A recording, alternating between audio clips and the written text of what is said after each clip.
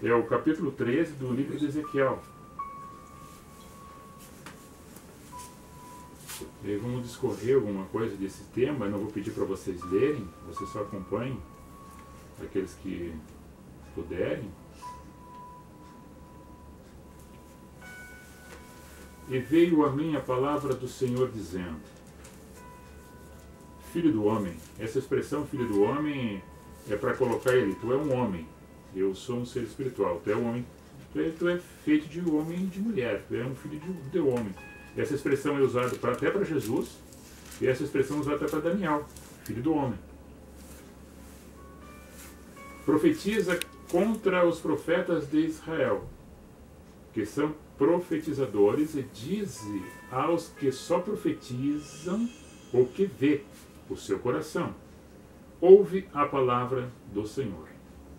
Assim diz o Senhor Jeová: ai dos profetas loucos que seguem o seu próprio espírito e coisas que não viram.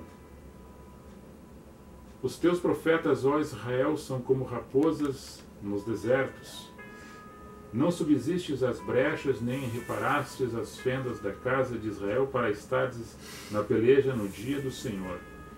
Vêem vaidade, adivinhação mentirosa os que dizem: o Senhor disse, quando o Senhor os não enviou. E fazem que se espere o cumprimento da palavra. Não vedes visão de vaidade, não falais adivinhação mentirosa, quando dizeis: o Senhor diz, sendo que eu tal não falei.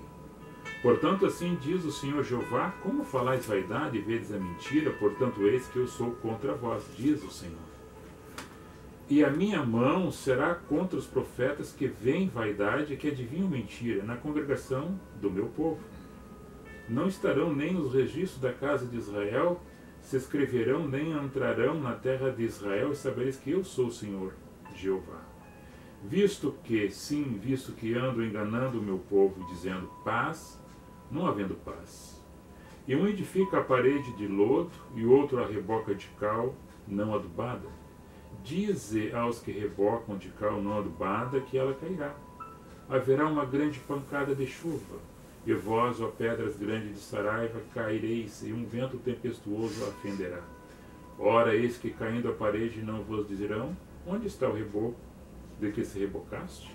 Portanto, assim diz o Senhor Jeová: um vento tempestuoso fenderá no meu furor, e uma grande pancada de chuva haverá na minha ira, e grandes pedras de Saraiva na minha indignação para consumir.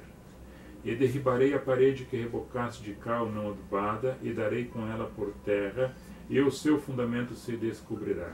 Assim cairá, e perecereis no meio dela, e sabereis que eu sou o Senhor. Assim cumprirei o meu furor contra a parede e contra os que rebocam de cal não adubada, e vos direi: a parede já não existe, nem aqueles que a rebocaram. Os profetas de Israel que profetizam de Jerusalém, e vêm para ela visão de paz, não havendo paz, diz o Senhor Jeová. E tu, ó filho do homem, dirige o teu rosto contra as filhas do teu povo que profetizam de seu coração, e profetiza contra elas, e dize: assim diz o Senhor Jeová: ai das que cosem almofadas para todos os sovacos, e que fazem travesseiros para a cabeça de toda estátua, para caçarem as almas. Porventura caçareis as almas do meu povo, e guardareis vivas as almas para vós? Vós me profanaste entre o meu povo por punhado de cevada e por pedaço de pão, para matar as almas que não haviam de morrer, e para guardar vivas as almas que não haviam de viver, mentindo assim ao meu povo que escuta a mentira. Portanto, assim diz o Senhor Jeová: eis aí vou eu contra as vossas almofadas, com que vos ali caçais as almas como aves, e as arrancarei de vossos braços, e soltarei as almas que vos caçais, como aves, e rasgarei os vossos véus, e livrarei o meu povo de vossas mãos, e nunca mais estarão em vossas mãos para serem caçadas, e sabereis que eu sou o Senhor. Visto que entristeceste o coração do justo com falsidade, não havendo eu entristecido, e esforçastes a mão do ímpio para que não desviasse do seu mau caminho e vivesse. Portanto, não vereis mais a vaidade, nem mais fareis adivinhações, mas livrarei o meu povo de vossas mãos, e sabereis que eu sou o Senhor. Tem várias palavras aqui que falam que é maneira figurada, né? Nós observamos da magia oculta e assim mesmo falavam de Deus. Nós temos homens misturados no meio das pessoas, mentindo para as pessoas, dizendo que haveria paz. E lá em Jerusalém, já preparado, tinha dito Jeremias para eles: olha, vocês vão ser levados presos, vocês vão ficar por um período lá de 70 semanas, que era 70 anos, 77 é sempre um número bíblico, né? 40, 70, 7 vezes 7, tudo número bíblico. A data que aproximadamente que eles são levados cativo para a Babilônia é que tem um momento que eles são levados, um grupo de pessoas, a coisa que é o junto, que é 608, 609 aproximadamente, são levados cativo. E todos os outros mais são levados em 586.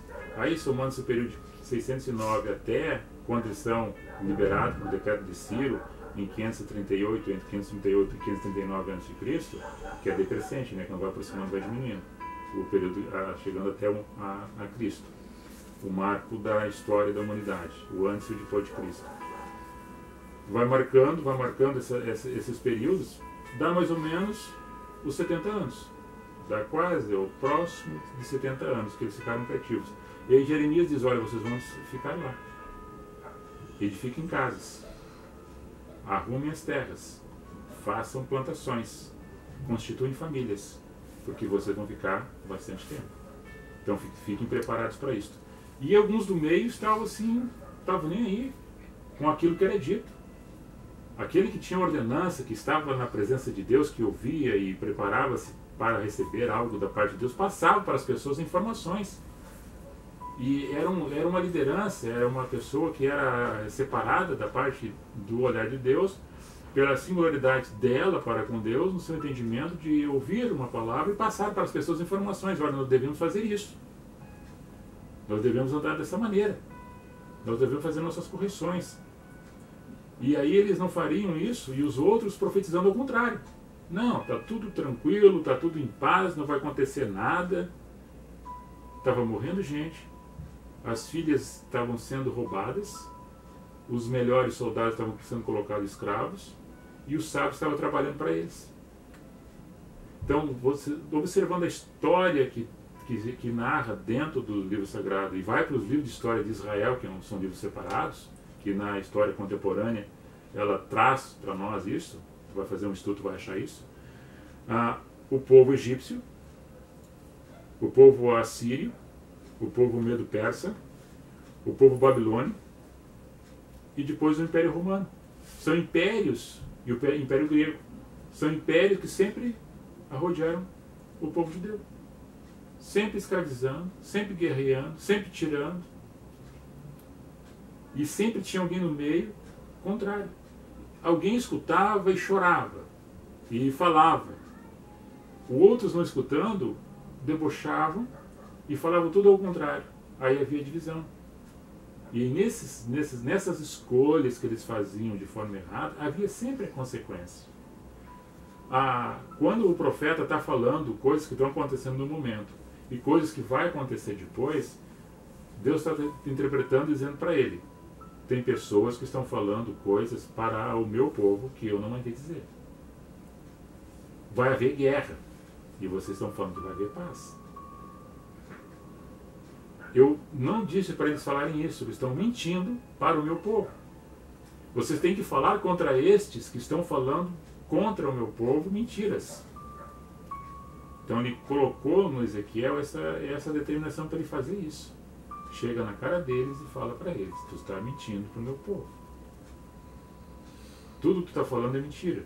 Então nós temos em Jeremias 23, nós temos aqui em Ezequiel nessa parte 13, nós temos na Isaías falando, temos Jesus falando com os fariseus, nós temos Timóteo sendo recomendado por Paulo que apareceria falsos pastores, tem Jesus no capítulo 10 de João falando que existe uma diferença do lobo e do pastor e que ele é o verdadeiro pastor e que as pessoas escutam muitas vezes as vozes dos lobos.